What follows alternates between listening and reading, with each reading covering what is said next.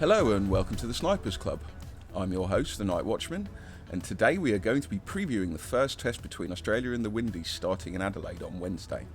Now, we absolutely smashed it out last time out with our selections for Australia-Pakistan, and we're really excited about the current series with the West Indies coming up. So let's cash our betting slips together, shall we? So first up to begin with, we've got a little multi for you. A few shorties with that. At the beginning we've got Kamar Roach, and he's $1.80 with Betway to take 2 first innings wickets. Now, Roach has had a fantastic couple of seasons at Surrey domestically, even if he hasn't been playing a lot of Test cricket. But as he's getting older, he's getting used to his loss of pace and making more use of the seam, getting to a lot more movement. Now, I think West Indies are going to be toiling in this game. They're going up against a well-oiled machine in Australia who've just come off a very, very successful series, having not played for 6 months and not playing too well before that. So they're going to be really reliant on their experience because they're really going to toil in the field. So he's going to get the fresh cherry. He's going to get a lot of overs. So for him to get 2 wickets, they're going to struggle to take wickets, but I think that Roach is the man to get them. He can always get them at the beginning or the end of the innings, if they make it that far, of course. But for 2 wickets, that seems like an absolute steal to me. And while we're on the bowlers, let's talk about a Mr. Pat Cummins, who I've got as $1.80 to take 3 first innings wickets. Now, he's just come off an absolutely fantastic series where he won Man of the Series against Pakistan. He's leading from the front. He's going at it at the first innings and splitting the workload in between the first and second innings. And he seems to be getting a lot of success with the ball. So for him to take 3 first innings wickets, it's $1.80. That's as good as the Kamar Roach thing. And not only that, but just to add to this one as well, I've got the West Indies not to score a century in a match. Now, it's been 18 months since their last century. They had 2 games against Zimbabwe where they should have really took them to town. They drew 1 and then they just about scraped the other. And I don't think them going to Adelaide to place a well-oiled bowling attack is really the place where they're going to break this duck. So at $1.50, also with Betway, I think this sounds like an absolute winner.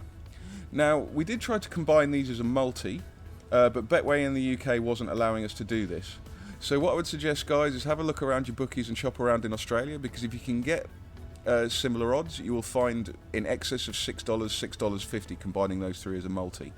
And they're 3 pretty solid picks, if I do say so myself. Now, on top of that, we've also got Australia to win by an innings, which I have at $2.10 with Bet365. Now, as I was saying before, the West Indies have only played 1 game in 6. They've been declared against 3 times.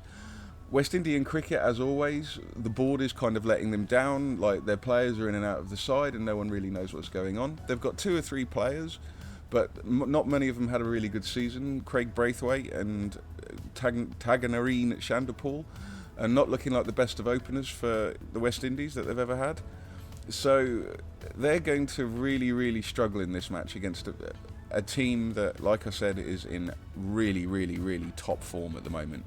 So to get them at an innings at $2.10 at Bet365 seems like a really good shout to me. And last but not least, we've got a bit of a long one for you, but hear me out on the logic on this one. So we've got Mitchell Marsh at $13, and this is also with Betway. It's actually generally available. So he had an excellent, consistent, high-scoring sessions against Pakistan, where he went to bat 5 times. He got 4 half-centuries, and on the time that he didn't, he only got a 41. He can also chip in with a wicket. So he seems to have been rather underpriced there, especially when you're looking at other websites and they're throwing him in at 7 or 8. Mitchell Marsh is in fantastic form. He really wants to keep his place in the side.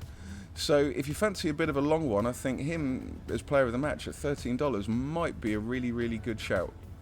But either way, I can see Australia are absolutely smashing this series. The West Indies are in for a really tough time. For all the best live action, join us on our Discord. You'll find that on our link tree. I've been the Nightwatchman. Please like, share and help our channel grow.